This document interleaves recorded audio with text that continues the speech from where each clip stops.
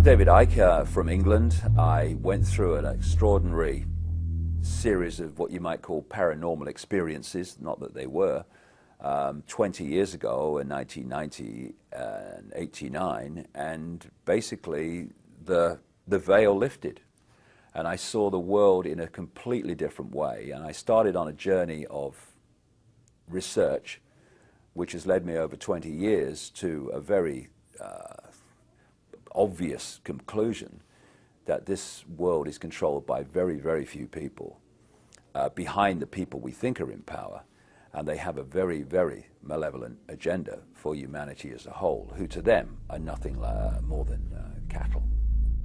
It doesn't take many brain cells on active duty to realize that we are at a fork in the road. We can no longer stand there staring at the map thinking, which way do I go? Because we're facing, in the next few years, enormous challenges which we can cope with and will come through, and this control system's coming down, but it ain't coming down tomorrow.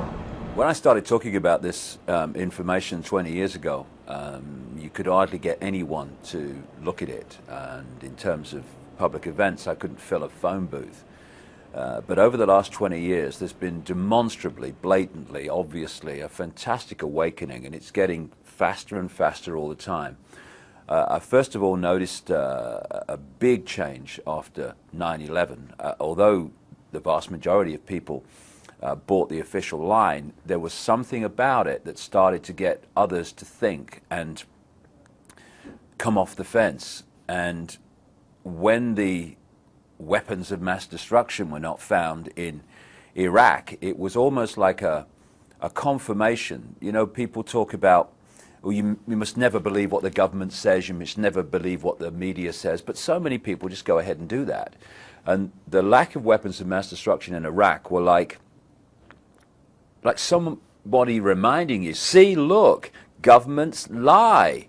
And after 2003 and all that, this awakening, this questioning of the world, this questioning of authority got more and more blatant. And as the police state and the Orwellian state is breaking the surface ever more obviously, it's getting more and more people to see the world in a way that they wouldn't have done before, and it's getting faster and faster, and it's a great time to be doing what we're doing, putting this information out, and it's very, very encouraging. The whole conspiracy is founded on keeping humanity in a very, very low level of perception about self, perception about the world. This is why we have the dumbing down of education. This is why we have the controlled so-called information that comes through the media. The idea is to keep people in ignorance of anything that would be a problem to the control system. So we're kept in ignorance about the nature of reality itself, the nature of life itself, who we are, where we are, what we're doing here. We're kept in ignorance of the true forces that are manipulating behind the people we see in the public arena, like we had 8 years of Bush, who was blatantly just a figurehead signing his name on the legislation, and he's been replaced by Obama, who is another blatant figurehead doing the same, controlled by the same force, ultimately, that controlled Bush. Now, all these connections have to be kept from people so that we behave and perceive the world and everything in the way that suits the control system. So any awakening, any opening of the mind to see things that people didn't see before is a real big problem for the conspiracy, for the manipulators. And what we're seeing now, as more and more people are awakening, is almost a panic-stricken attempt to put the lid on this, to dumb people down. And this is one reason why we're seeing the ever greater drugging of American children, not just American children, but in the wider world too, while we're seeing more and more of these chemical cocktails in food that destabilize the body's chemical balance, and more electromagnetic pollution to destabilize the body's electromagnetic balance. All of these things fundamentally affect the way people see the world and their ability to think sharply, to think straight, and to see the peripheral vision which you need to see what's actually going on. They want us here. And what an awakening mind does is start to do this. And when you do that, you start to connect dots that you can't actually see here. What we're looking at now is an irresistible force, I would suggest, which is the gathering awakening of humanity coming face to face with what thinks it's the immovable object, the conspiracy, but isn't, as we'll see, although it's going to take some years before that becomes obvious.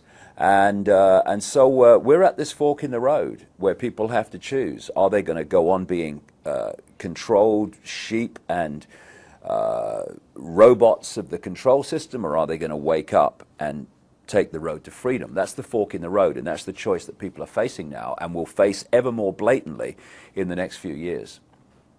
When you look at the bloodline families and the control system that they oversee, it seems that they are all-powerful. They control the media ownership level and at key positions within it. They control the corporations, the cartels of oil, of pharmaceuticals, etc. They control the forces of law enforcement and the military, ultimately. But one thing they don't control is the numbers. This is what humanity has. It has vast numbers of people, enormous numbers of people compared with those at the core of the control system that actually know exactly what they're doing and what the agenda is. They are tiny in number compared with what is now supposed to be 7 billion people on the planet. So one of the agendas to bring this under greater control for them is to massively cull the population. They want to reduce the numbers. Now, if you want to remove lots of people, you can do it by injecting stuff into people's arms and they just keel over dead. But if you do that, and of course there is some of that goes on, but if you do that, the other people lined up are going to say, excuse me, I ain't having whatever they've had. So you do it in a more subtle way and you target the defense mechanism that everyone has called the immune system. For instance, people don't die of AIDS. They die of AIDS-related disease, which are diseases that the immune system, before it becomes shot, would have defended the body from. So all the time now we're having the immune system targeted, not least among children and young people, by vaccinations, by food additives and drink additives, etc. And if we just think about this, I mean, it's so blatant. If people just take a deep breath and take a step back and look at it with a bit of peripheral vision, we have a situation now, not just in America, but in Britain and the wider world, where between birth and about 2 years of age, we're having children be given 25 and rising different vaccinations and combinations of them, poured in all this, these chemical cocktails that destabilize the body, but more important than that, they have to be dealt with by a still developing immune system.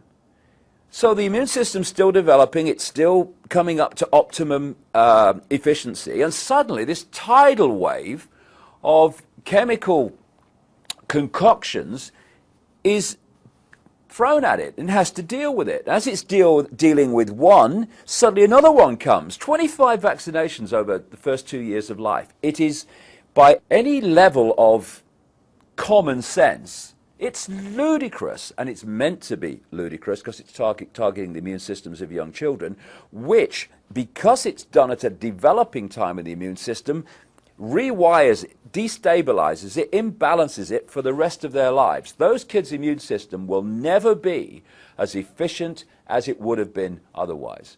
My son, he's now 16, he's never had a vaccination. He's 6'5", incredibly healthy, never had a childhood disease. And his mates at school had childhood diseases. They had the whole blooming lot. And it has been planned for a very, very long time. You can pick up the confirmation of this in different points through history. To have a situation where you manipulate a mass global vaccination program to target the population at one time. We're seeing this now with the swine flu.